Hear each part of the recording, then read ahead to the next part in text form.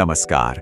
आज हम भारत के शहरी बदलाव की एक ऐसी कहानी पर नजर डालने वाले हैं जो वाकई में असाधारण है। ये कहानी है भारत के मेट्रो नेटवर्क की, जो इतनी तेजी से बढ़ा कि उसने ना सिर्फ शहरों का चेहरा बदल दिया, बल्कि करोड़ों लोगों की जिंदगी को भी हमेशा के लिए एक नई दिशा दी। चलिए सीधे उन आंकड़ों पर आते हैं जो इस पूरी कहानी की नींव हैं। सोचिए, 2014 में मेट्रो नेटवर्क सिर्फ 5 शहरों में फैला था, कुल 248 किलोमीटर का, और आज ये 20 से ज्यादा शहरों में 900 किलोमीटर को भी पार कर चुका है। ये लगभग 4 गुना की छलांग है। ये सिर्फ एक विकास नहीं, ये एक क्रांति है, और आज हम इसी क्रांति की परतों को खोलेंगे। तो ये सब शुरू कैसे हुआ? चलिए थोड़ा पीछे चलते हैं। 2014 से पहले के दौर में मेट्रो को एक लग्जरी की तरह देखा जाता था, जो सिर्फ देश के सबसे बड़े महानगरों के लिए ही बनी थी। छोटे शहरों के लिए तो ये एक सपने जैसा था।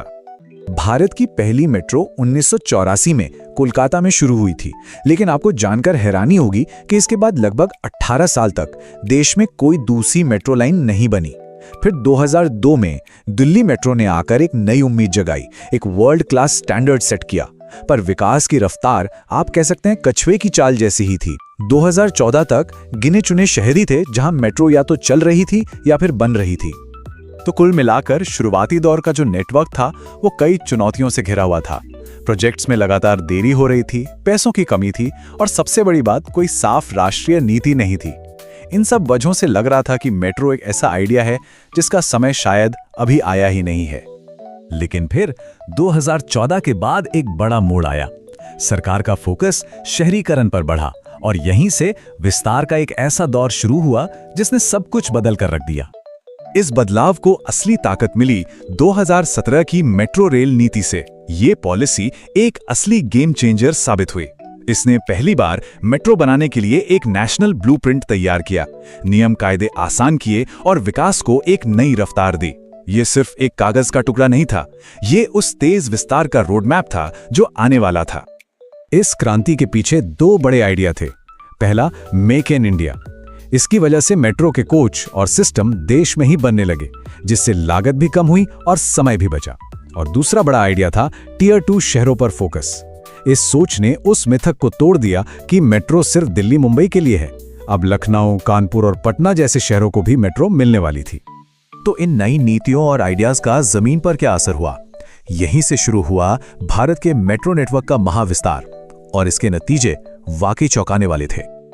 ये ग्राफ अपने आप में पूरी कहानी कहता है।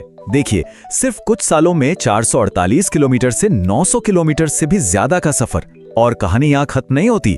लगभग 1000 किलोमीटर का नेटवर्क तो अभी भी बन रहा है। इस जबरदस्त विस्तार ने भारत को दुनिया के टॉप मेट्रो नेटवर्क वाले देशों की लिस्ट में लाकर खड़ा कर दिया है। लेकिन यह विस्तार सिर्फ किलोमीटर का नहीं था, टेक्नोलॉजी में भी एक बहुत बड़ी छलांग लगाई गई। दिल्ली में ड्राइवर के बिना चलने वाली ट्रेनें, पूरे देश में सफर के लिए एक ही कार्ड, और तो और नमो भारत जैसी हाई स्पीड ट्रेनें जो एक शहर को दूसरे से जोड़ रही हैं। यह सब दिखाता है कि भारत अब टेक्नोलॉजी के मामले में दुनिया में किसी से पीछे नहीं है। पर इन बड़े बड़े आंकड़ों और इंफ्रास्ट्रक्चर से हटकर असली कहानी तो यह है कि इस विस्तार ने करोड़ों लोगों की रोजमर्रा की जिंदगी को कैसे बदला है।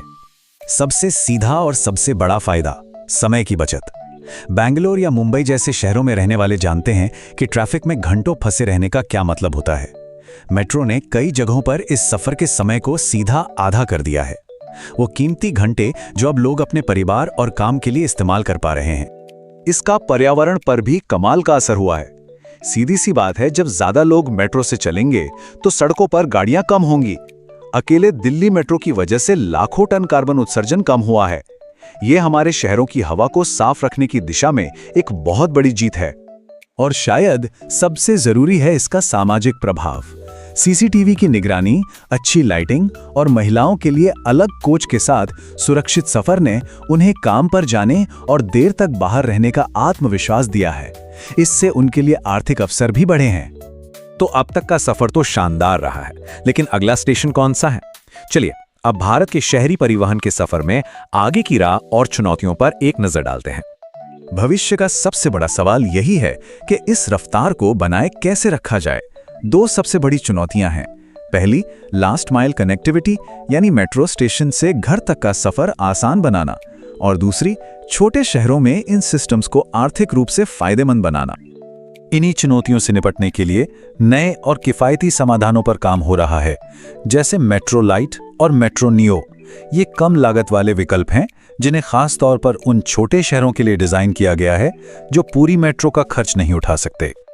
अंत में इस पूरे विश्लेषण का सबसे बड़ा संदेश यही है, 5 शहरों से 20 से ज्यादा शहरों तक का ये सफर एक बेहतरीन उदाहरण है कि जब एक मजबूत राजनीतिक इच्छा शक्ति और तेज काम करने का तरीका एक साथ मिलते हैं तो कितने बड़े और ट्रांसफॉर्मेटिव नतीजे हासिल किए जा सकते हैं।